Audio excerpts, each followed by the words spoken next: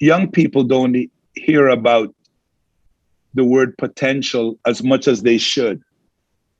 Um, the first day of school, we should use the word potential in telling them why they're here and why we're here in school to work with them. And it's a powerful thing when we can say to them that, you were born with potential, and, and it can help you to do more. It can help you to become more. And first of all, you must believe in it. And then it's our job to help you to work to fulfill it. And you can all learn, you can all grow, you can all develop. And they need to hear this message over and over. But we can say it in a different way. But it whenever I deliver that message to young people, I could see that look in their eyes. It's like they're in a deep sleep and that alarm went off. Wow, I have potential. I can do more. I can be more. I can be more, do more, and become more. And we don't have that discussion with young people as much as we should.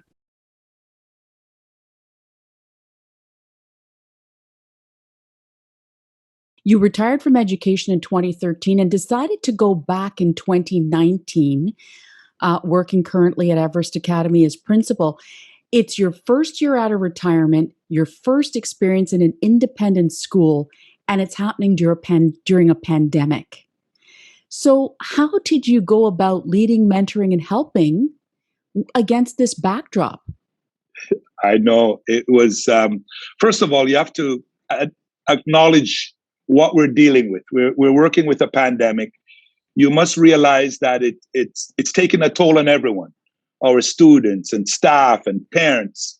We always say in education that the well-being of students is our number one priority. Well, we just made it our number one priority this past year, because every session we start, every opportunity I had, how are you doing? How are you feeling? Because how they're feeling was important to me. How they're feeling will determine how successful they're going to be. And it's going to impact on their achievement. So one of the things I told our students, I shared with them on a regular basis, is to develop a routine that will help them to be productive, that will give them control, that will give them a feeling or a sense of having power. And that was working through a routine to do their schoolwork, to do their physical activity. And don't forget to take time for yourselves. Maybe you turn off the cell phone. Take some time for yourselves and continue to do all those things that you're doing to connect to your peers. To have conversation with those around you, so we can maybe break up the isolation and some of those feelings. But we made their well-being a priority. We've always talked about it. I'm not sure if we've always done a good job doing that, but we made it our number one mission here at Everest Academy. Doing everything we can to help our young people, not only to work through the assignment, but to work through the day. I started this school year by saying to everyone, it's my job as the leader of this school to work with the adults to make our school look like a school, feel like a school, and operate like a school, and make sure it sounds like a school. I had the bell. And that was important. Even though we're working through a pandemic, we're a school and we can't forget it. Do as much as we're able to do online to make the learning activities interesting, to make them relevant, and try to make sure every day, this is an important piece here, Lianne, to make sure that you hear from every student every day they're online and see them. I wanted to see you every day and I wanted to hear from you every day. That was important. And then as a principal of the school, I would call students out of the blue, just checking on them. Yeah, because, I do my job by being visible. If I'm not around them, I can't inspire them. Because I said to the parents, I told them this and I told the students too, that it's my job to find a way to inspire every student in my school. It might be a word, it might be some deed. And so I'm around. So I don't see them at the school anymore. So if I'm not seeing them online, I'll give them a phone call. So we did a number of things to stay connected to them and to stay connected with them. How do you describe being a role model as a parent? It's simple. Kids will always do what they see you doing. You're a powerful teacher. Parents you're so powerful because our young people will do what they observe you doing. And we all know this from years of parenting.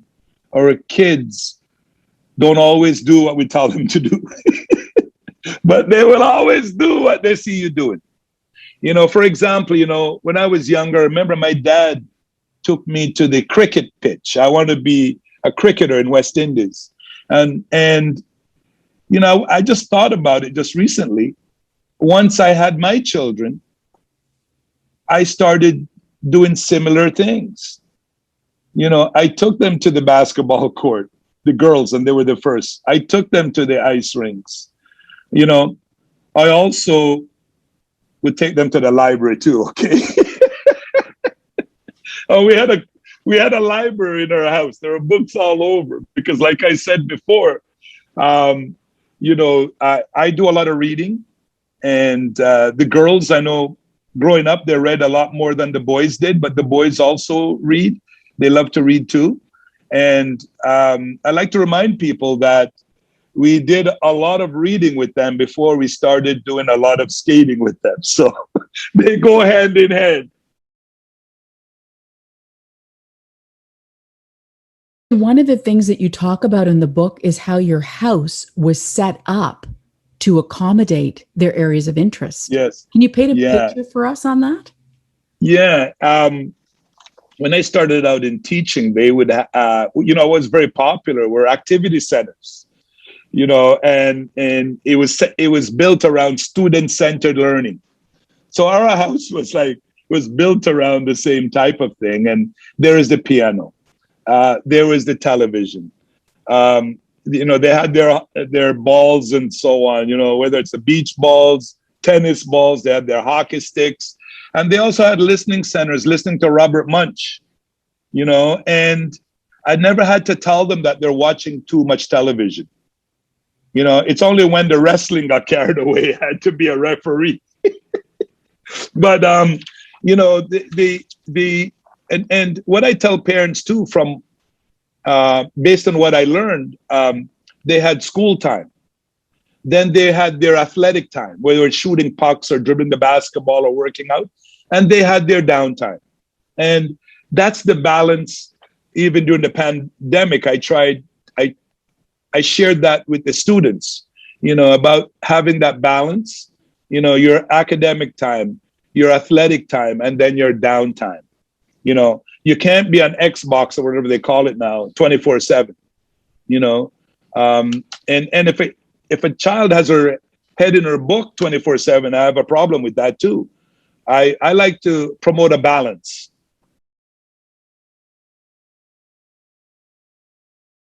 Parents have a difficult time saying no.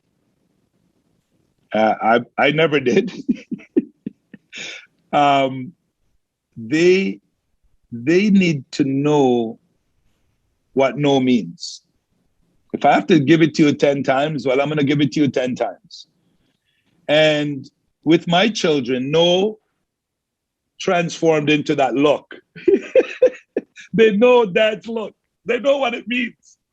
And so that is so important, that if I love you, I will discipline you. That's love. And discipline doesn't mean that I am sort of taking the spirit out of you.